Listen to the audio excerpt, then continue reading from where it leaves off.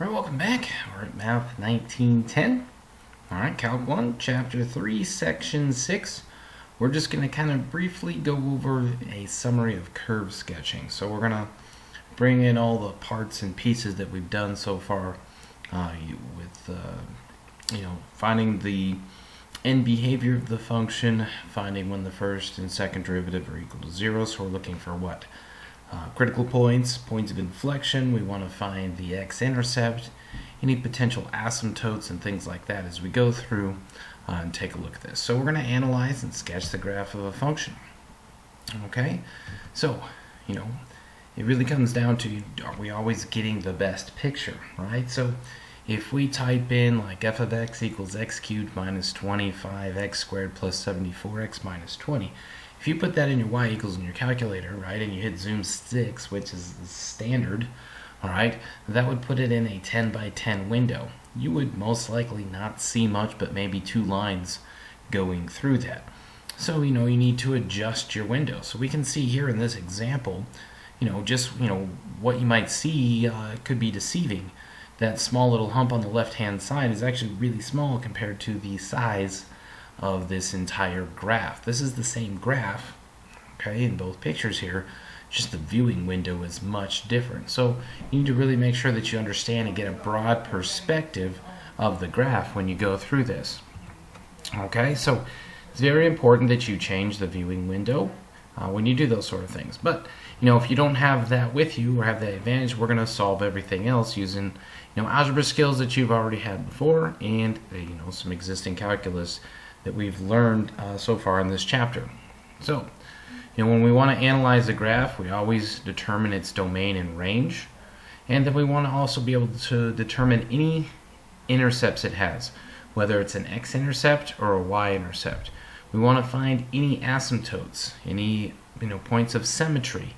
We want to find out any critical points, okay, or points of inflection. So remember, that's where the first derivative is equal to 0 is the critical points, and the points of inflection are where the second derivative is equal to 0, or they don't exist. Okay, so that's the other one.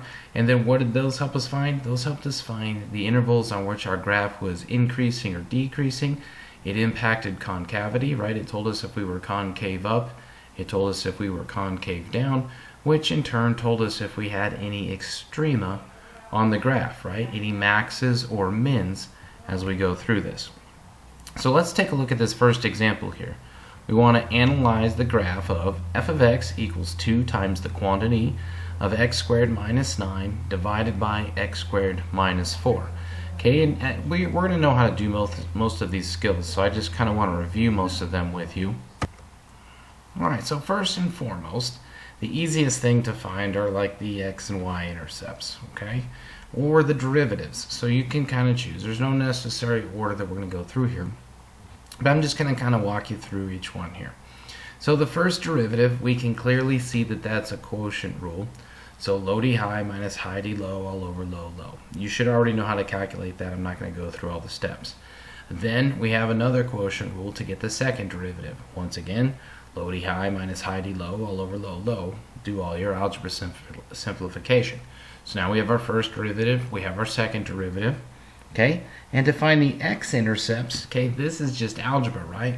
We set the function equal to 0 and solve for x. So you're going to have 0 equals 2 times the quantity of x squared minus 9 divided by x squared minus 4. We multiply both sides by 0, or not by 0, but we multiply both sides by x squared minus 4. So that's going to go away because it multiplies by 0 on the left-hand side. We're left with 0 equals 2 times x squared minus 9. We divide both sides by 2. 0 divided by 2 is 0. So we have 0 equals x squared minus 9. So we solve that for x, right? So we add 9 to both sides. So we're going to get 9 equals x squared. And we have to solve for x, so we square root both sides. So it's plus or minus 3. So that's where our x-intercepts come in. And they are negative 3, 0 and positive 3, 0. You've been doing that since Algebra 1. Alright, the y-intercept is when we make, instead of, before when we had to find the x-intercepts, we made y equal to 0 and solve for x.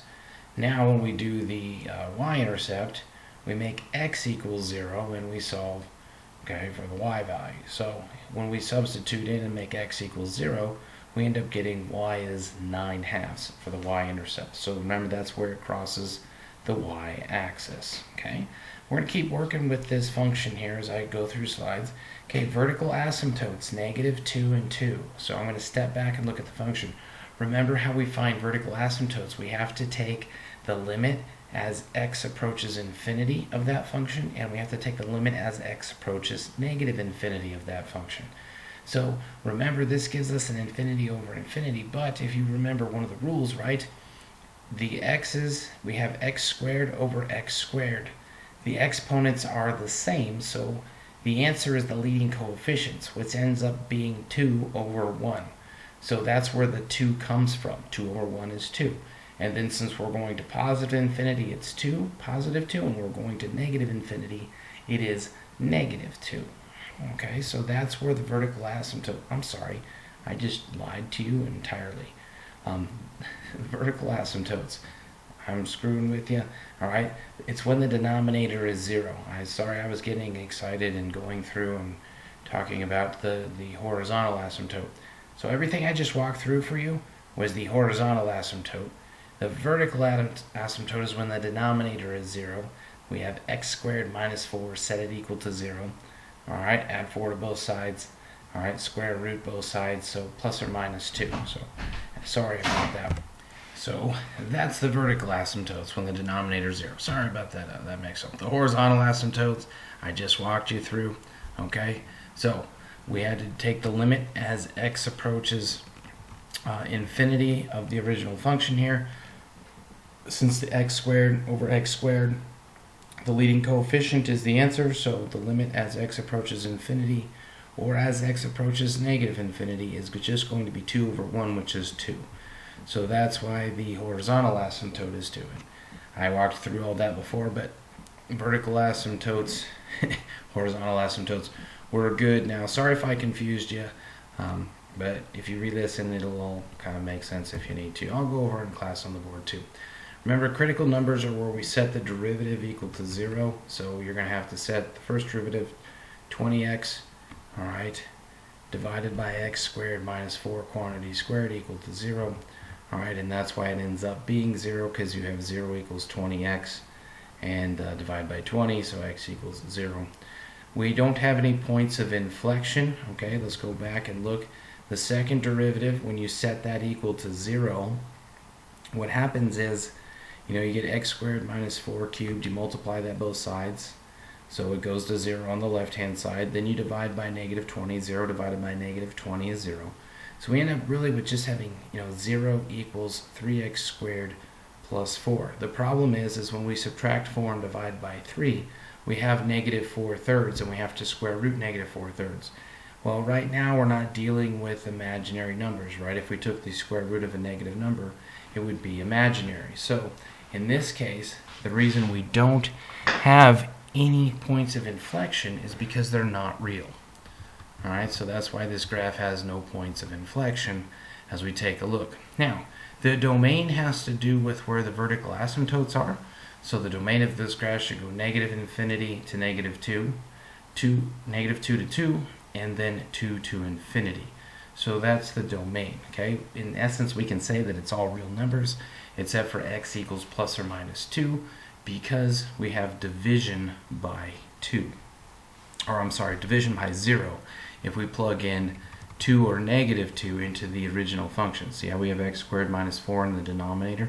If we plug in 2 or -2, all right, we're going to get division by 0 where the vertical asymptotes are. So that's the only thing impacting the domain. Okay, we have symmetry with respect to the y-axis.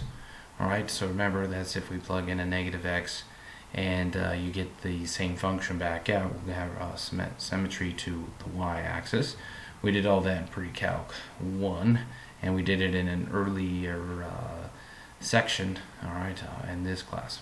All right, test intervals, okay, those are going to be based on the critical points, okay. So we have 0 is our critical value when we do that. And we also want to test, around where the asymptotes are. Okay, so that's why We're going to go from negative infinity to negative 2. All right, negative 2 to 0, 0 to 2, and 2 to infinity. Because we want to see what's going on between each one of those asymptotes. So that kind of changes where our test intervals are when we go through this, okay? And we did this all in the last couple lectures ago, so I'm not going to go through all this piece in detail. You should know how to do this, where we come up with our test intervals and we substitute into the function, and we can tell, if our derivative is positive, all right, when we do into that test interval, okay, that's going to tell us if we're increasing or decreasing. It's going to tell us concavity, all right, and if we are concave up, concave down, if we have a maximum or minimum, right, if we're going from decreasing to increasing, we have a minimum. If we're going from increasing to decreasing, we have a maximum. So just one of those things we got to pay attention to. Like I said, this this section is just kind of more a review. It's all putting all the pieces together. So I'm not going to go through this piece in super detail because you should know how to do this. All right, we did this back in like section 1, section 2, section 3 of this chapter. So you should know where all this stuff comes from.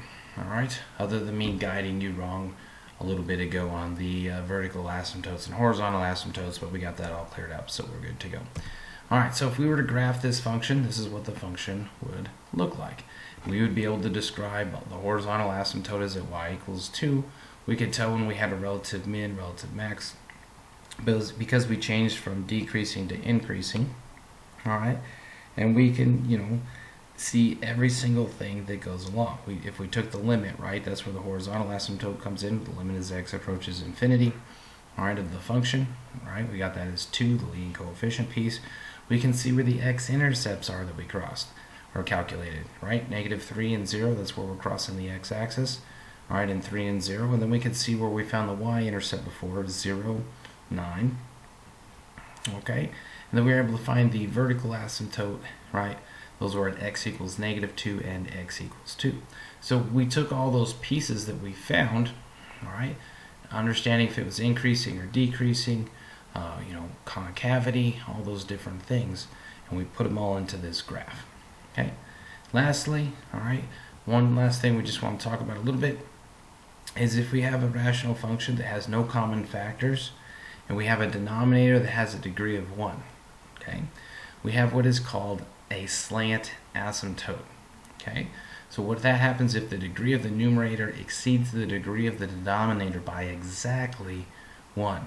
So if we look at the examples down below, we have an x squared, that's the highest degree on the numerator, and we have x to the first, that's the degree on the denominator.